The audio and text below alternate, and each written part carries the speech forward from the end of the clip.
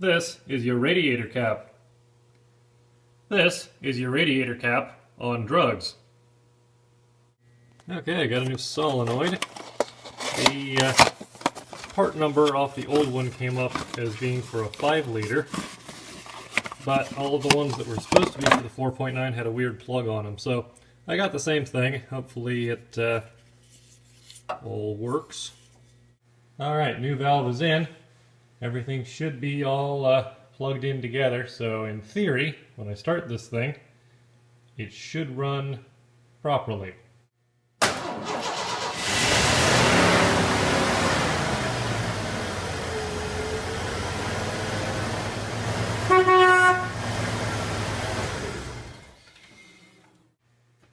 Nice. So when I first saw that little light right there on the back of the cab, I figured it was a third brake light, which doesn't make a whole lot of sense because it's not red, but what the hell else would it be? Well, it turns out they didn't come out with a high-mounted third brake light until '94, and that's just a bed light, you know, so you can look at all the cardboard boxes in the back.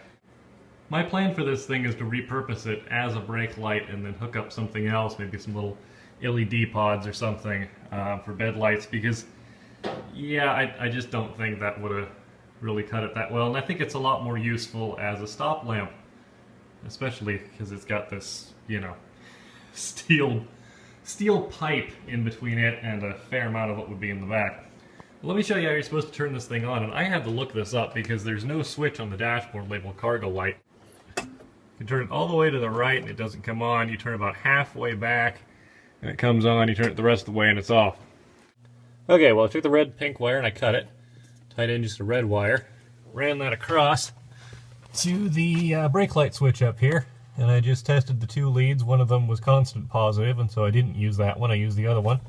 And now, when you press on the brake pedal, the brake light works at the same time as the other brake lights work. I would show you a nice shot from outside, but it's cold. So while I was in here, I decided to get rid of this fuel switcher switch because I don't need it anymore because there's no rear tank. So I went ahead and just jumpered together the this is the power to the fuel pump, and this is the fuel gauge. Then I pulled the couple of the pins out of the plug here. If you just stick a little screwdriver or a pick in and you push those little tabs out of the way, you can just shove the pin out the back. So I switched these around. These were down here for the back tank that's not in use anymore because it's at the dump. And yeah, so I'm just going to tie these to fused positive and then find these underneath. And then I think I can pull those out because those are way back there somewhere. So I can pull that wire out of whatever harness it's in, run it up between the cab and the bed, and set up a couple of little LED bed lights up here.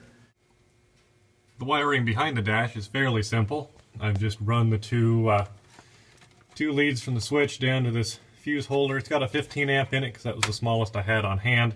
Probably way overkill for the two LEDs. I may downgrade it later. And then that just runs through here. And if this thing had power windows and locks, apparently there'd be a fuse there. So I just soldered the end of the wire, crimped it down flat until it would stick in where the fuse would. Stuck that in there, and yeah, 12 volt source.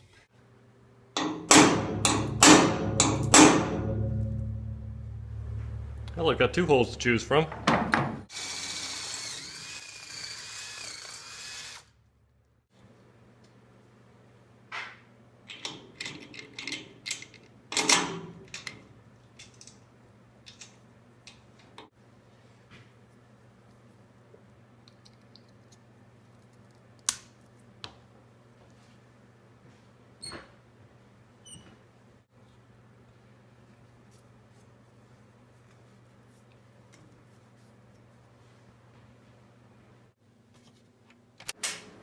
And then it was light. I like that. I like that a lot. I think that'll work a little better than the one tiny bulb in that thing.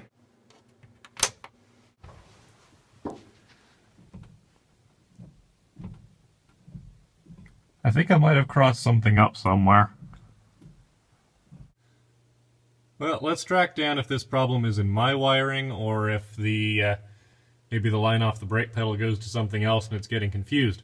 So this currently is connected only to the brake light, or it should be. And yeah, you can see I did go back and put a proper spade terminal on the wire for the bed lights, but if I connect to that and shut the door, yeah,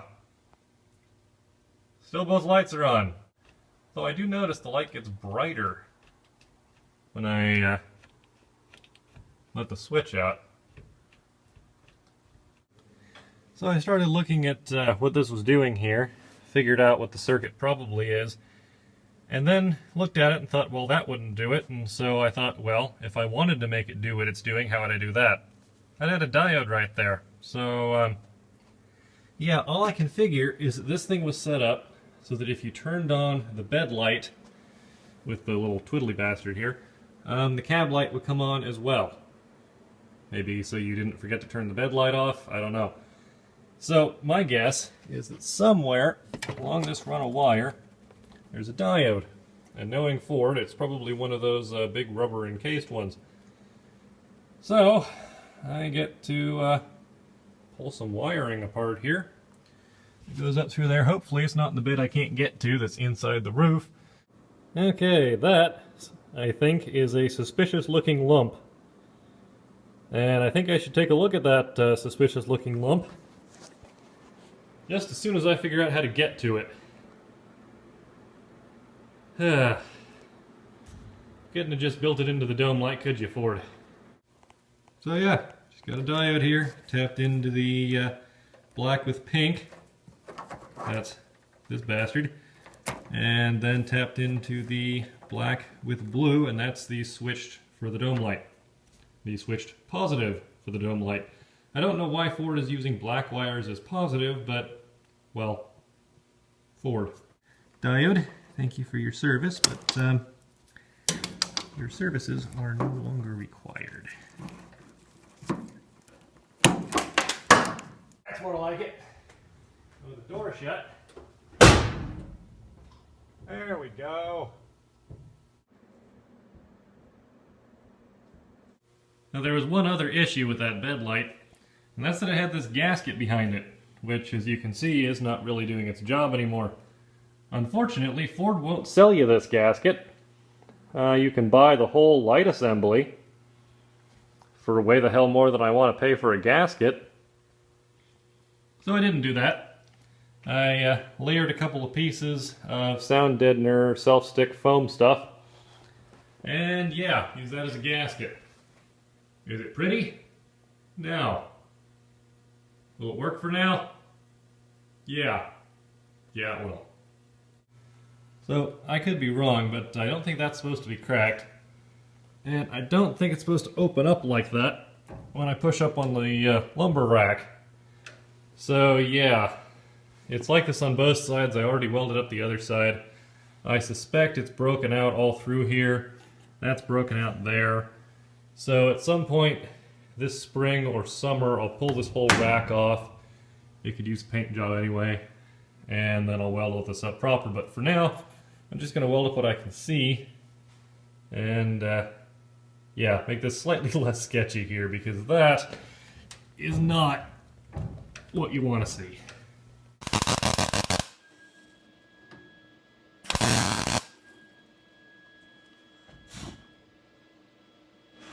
I didn't tell you you could be on fire.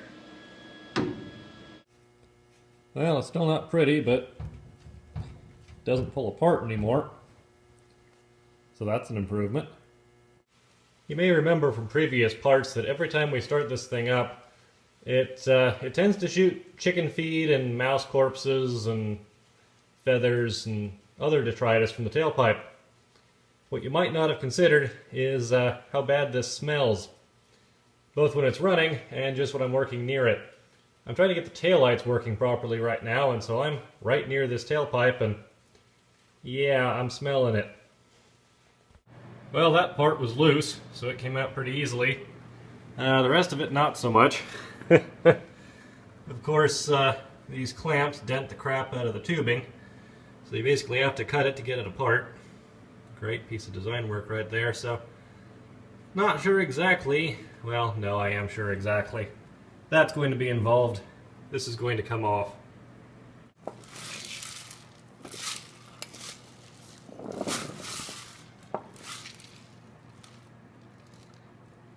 Maybe it's one of those rain sticks. It's a big old hunk of something.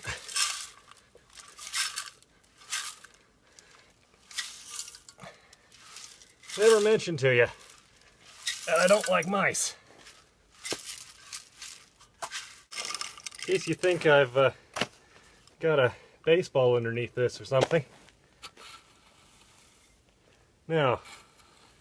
That's all chicken feed. Feathers. Well, all that seed and it's kind of stopped producing, but still sounds like a damn rain stick.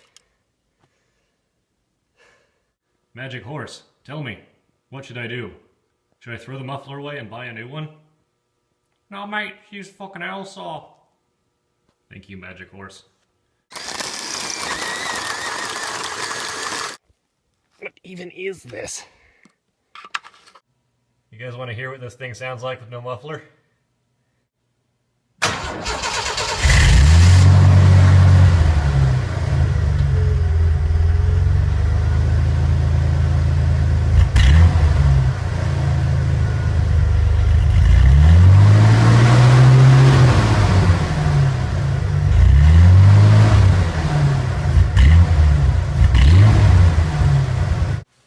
You might have heard there, if you step on it, it stumbles.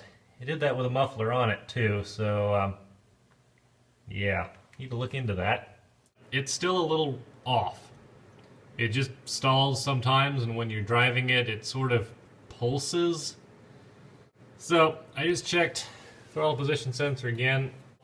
I got between, what was it, 1.03 and 4.49 volts. 1.03, 4.49, nice and smooth in between, no wiggles, no issues. Got a probe in the green wire on the map sensor again to try that. This one actually reads in hertz. So if I blow on this back line I've got on the map sensor, the number goes up. If I suck on it,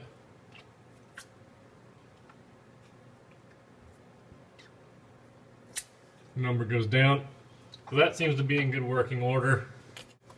I've swapped that out. I haven't swapped that out. I think that might be another temp sensor. Alright, well this second temp sensor back here is a cylinder head temp sensor. And at about 50 degrees, which it is, it's supposed to read about 60K. And it's reading about 60K. So, yeah, that's not a problem. And this is giving it the 5 volts it so desires. So that's good. Also, hoping maybe one of you out there can tell me what the hell this is. It's a wiring harness that was just sort of dangling down in there. It's got this plug on it. And it's got one of Ford's big old Fisher-Price diodes hanging off of it. I don't think this ground cable is original.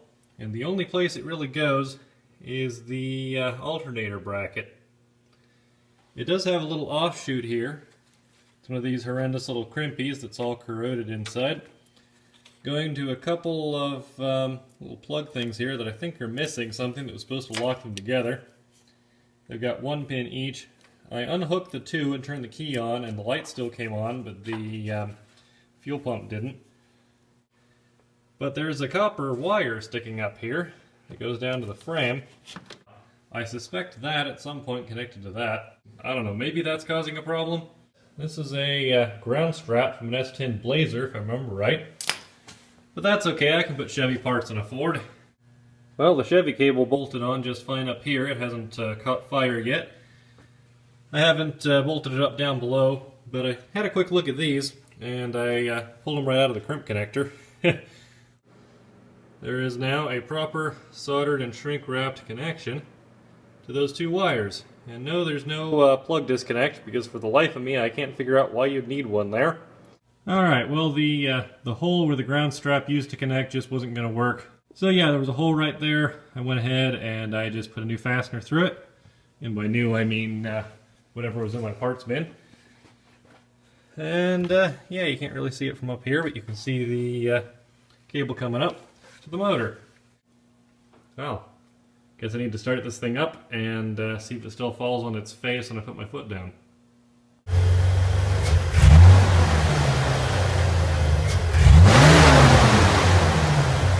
We hadn't checked the fuel pressure yet, so I figured I'd pick up a tester and go ahead and give that a go. I think I've got her all set up here.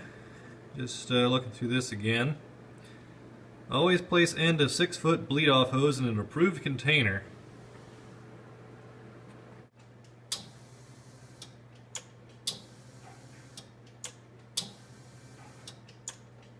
This system has a vacuum-actuated fuel regulator that lives right under there. So basically, if there's high manifold vacuum, it decreases the fuel pressure. So you got the air pressure on one side of the injector and the fuel pressure on the other side, and if you want the fuel injector to have a constant rate, you have to bias the fuel pressure to the air pressure on the other side, and that's what that does. Anyway, I'm going to start this thing up, see where the pressure sits, and then plug this in to vacuum, and when this thing is plugged into vacuum, that should go down.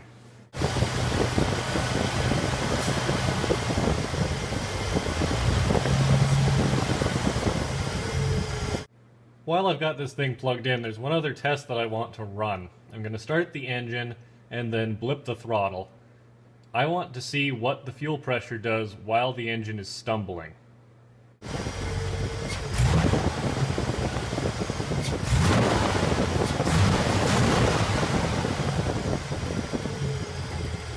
Well, there we go. One more system tests as just fine, despite something clearly not being just fine. All of this sensor testing hasn't really gotten me anywhere so far. It's kind of the brute force way of doing this, I guess. Maybe the proper way is to try and read the ECU trouble codes and see if it's got anything. So I went ahead and looked up how to do all of that. Of course, this is OBD1, and every manufacturer has their own version of OBD1. On the Ford, there's a check connector in the engine bay. And I think my step one is actually going to be cleaning all of the schmutz out of this connector. Well, hopefully that's going to be clean enough. So what I need to do here, apparently, is jumper this connection to this connection with the key on. And then it'll spit up some of its codes. Okay, so the way it tells me what's wrong, a little light on here is supposed to flash.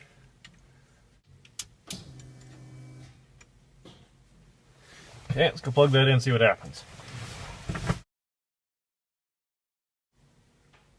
Well, that ain't working. Okay, so there's a pin here you can stick something into. Hook that to a test light. You can also use a voltmeter. I just used the light because it's easy. I need to turn the key on and then hook the one pin to the other thing. See if this works. Here you are.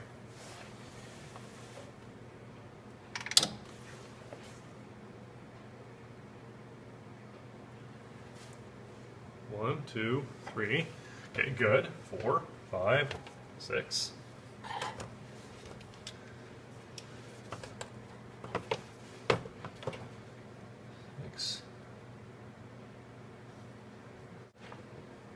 Okay, well, you all know exactly what the problem is now, I'm sure.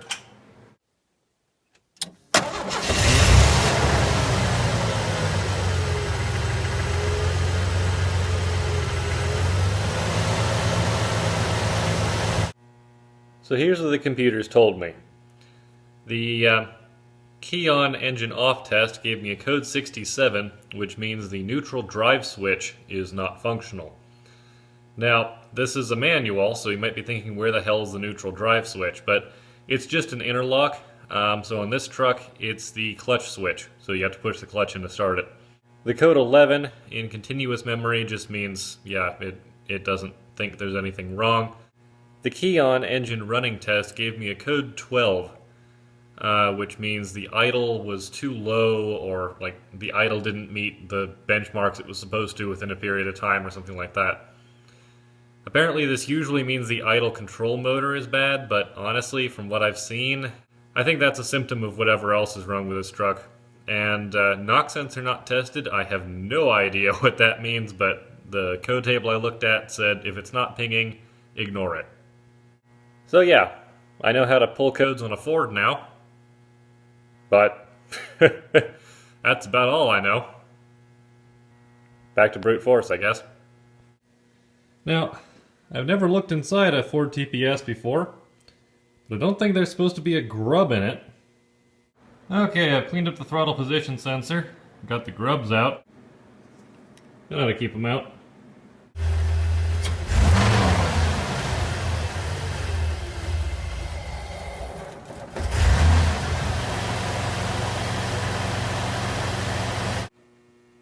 Dad's been busy.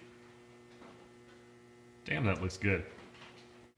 According to some guys on an internet forum, these Ford ECUs, they tend to flake out as they get older because the capacitors inside wear out. Now sometimes, you know, they'll leak or they'll pop. You'll open it up and see massive stains. I've had this open before and everything looks mint, but I'm going to try replacing the capacitors anyway. Alright, new capacitors are installed. Yeah, so from what I've seen, these boards vary quite a bit. They have different ones for different years and all that. In my case, I needed, let's see, 2 of these 47 microfarad 16 volt and one 10 microfarad, I believe that's 63 volt. I had to scrape away some of the conformal coating on the back of the board. This whole board is covered in this thick rubbery stuff. So yeah, I had to scrape that off just from around the pads before I could desolder. And then once I put the new caps back in, I went ahead and put just a little bit of cheap clear nail polish all around the solder joints and then also up on the top, because I figured if Ford went to this much trouble with the conformal coating, there's probably a reason. One funny thing about this conformal coating Ford used, it's got this, I almost want to say a metal flake pattern, but that would be a terrible idea for a conformal coating. So yeah, I don't know what the hell it is, but really rubbery and unpleasant. The toughest part of installing this computer is getting this damn gasket back on it so that water from the engine bay doesn't come into your footwell. Yeah, you just want to put that gasket on the computer and then slide the computer in. If you try to slide the computer into the gasket, you're going to have a bad time. And it's plugged back in. I just got a text that dinner's ready, so I need to get back up to the house, but I can't help it. I gotta start this thing and see if what I did just fixed it. Place your bets.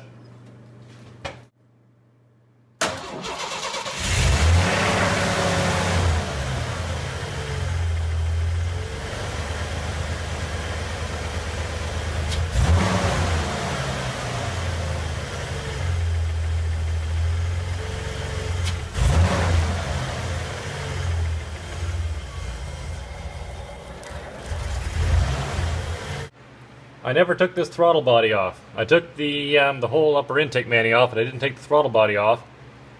And I'm wondering if maybe the throttle body is just gummed all to hell inside.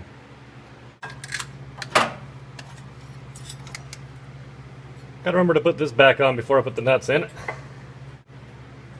the hell happened to this gasket? Okay, so I've cleaned up the throttle body. You can see I need to put it back together yet, but I was cleaning up this side, and I noticed it's got that little tit down there. It sticks off, which is bizarre, because this surface is machined, and that's sticking up off of it. There doesn't seem to be like a dent down there or anything, but yeah, there's just a spot there. There's a scar to match it on the throttle body here. I can see gasket lines up there.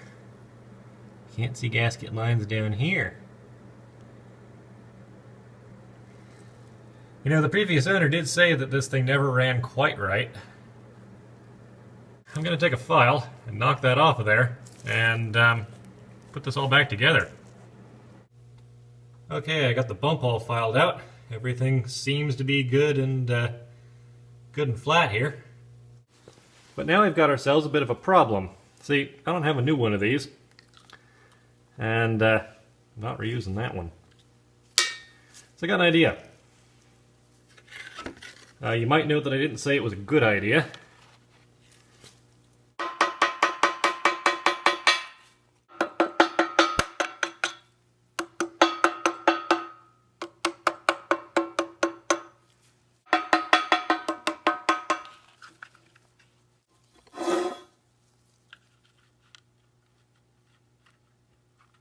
Ta-da! Okay, stock gasket.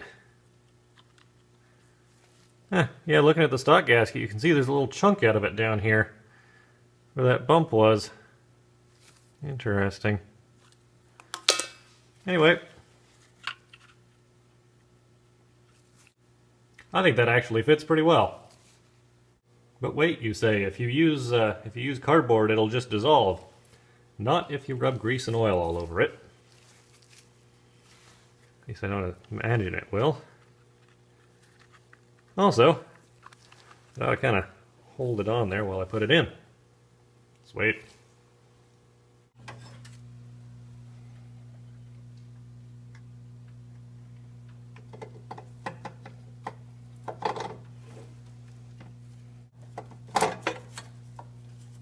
Alright. Now, a lot of you are probably thinking, that's not the right way to do it.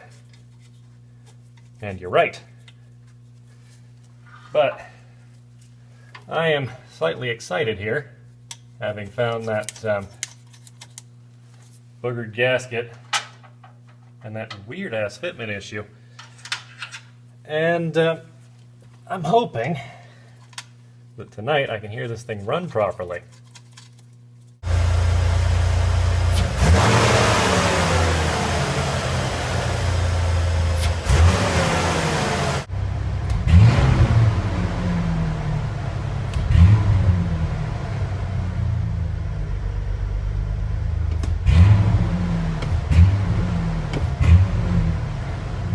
You know what? I'm gonna take this thing for a quick test drive. Just up and down the driveway. See if anything has changed. It's not stalling, it's not bucking, it's not surging. The only problem it's still having, well, this thing still has a lot of problems, but the only engine problem it's still having is that when I blip the throttle, it still has that little delay to it. It still hesitates. Kind of feels like a drive-by-wire car, and I hate drive-by-wire cars, so I'm trying to figure out what's wrong with it yet. I've got the I got the fan out of the way. That was a pain in the ass because yeah, this fan clutch did not want to come off. I ended up getting it off with the floor jack, and yeah, so that's nice because that makes it a little less likely I'm going to lose a finger to this thing. And it also means that I can see the timing marks a whole hell of a lot better. I suspect that the timing was set while the gasket was screwed up. And so I've gone ahead and checked here. I think I found the actual mark for top dead on the crank. I don't know if you can see it on camera. There's a little notch. Right? No, you can't see it on camera because I'm holding it in the wrong damn place. Right there's a little notch in the balancer. I think that is the top dead center mark. Which is annoying because if you turn the crank, there's that other mark right there. That big old sort of chunk out of it there. I think that's what it was timed to last time, because the last time I put a timing light on this, I had made a mark next to that, and I saw that right about where I thought the timing should be. So, if the timing mark is... Come on, you. So if that is in fact the timing mark, this thing was timed way out. To set the timing on one of these, the timing is computer controlled, so you have to kind of lock that out. The way you do that is you find this plug coming off the harness that goes to the distributor, and then you take out the little jumper from it. And this apparently stops the computer from messing with the spark advance. One thing I forgot to mention, this is called a spout connector, S-P-O-U-T. I don't know why it's called a spout connector, It doesn't resemble a pitcher in any way that I can see. Maybe it stands for something? I was seeing a timing mark all the way up here towards top dead.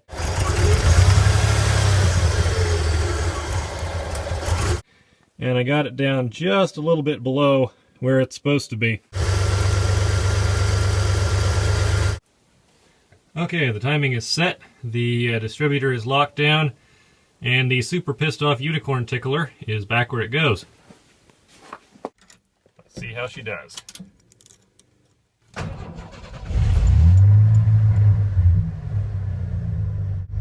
See what happens when I boot it. Does it still do its hesitation? A little bit, yes. Well, I think I'll take it up and down the driveway, see how it does.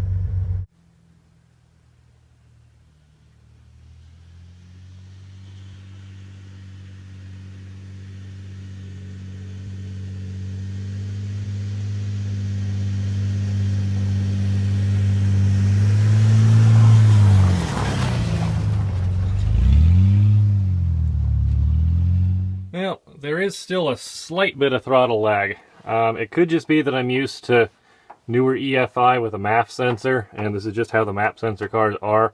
It doesn't seem to be hurting it any. I can drive it up and down the driveway just fine. I am noticing that the shifter for the transfer case doesn't like staying in 4x, so I need to take a look at that. But 4x does work, and it walked right up the driveway, no problem. Doesn't stall, doesn't surge.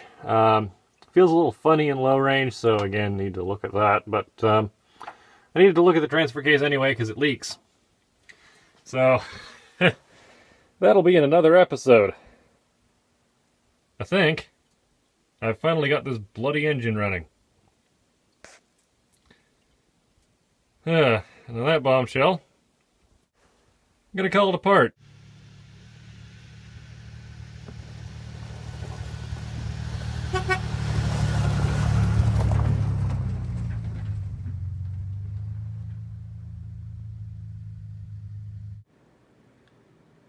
Super pissed off unicorn terrorist.